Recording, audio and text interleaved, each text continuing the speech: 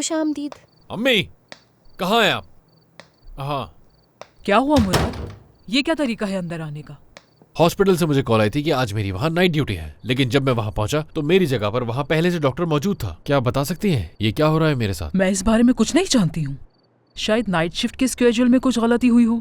नवेरा अलादाग, वो हॉस्पिटल आपका है, वहाँ आपसे पूछे बगैर कोई काम नहीं हो सकता, कोई गलती भी नहीं।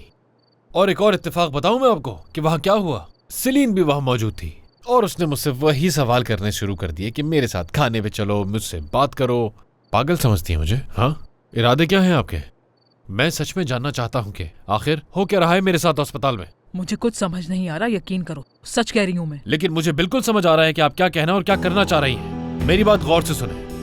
आपका अस्पताल, आपका घर, आपका पैसा, कुछ भी नहीं चाहिए मुझे, समझी?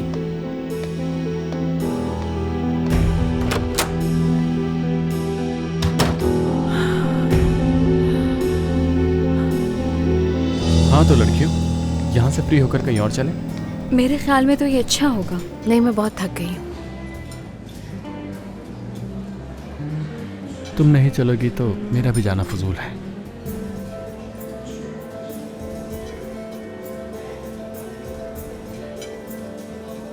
इस खूबसूरत शाम और डिनर के लिए आपका बहुत शुक्रिया तौकीर भाई। मैंने ये कहा कि इस खूबसूरत शाम के लिए आपका शुक्रिया।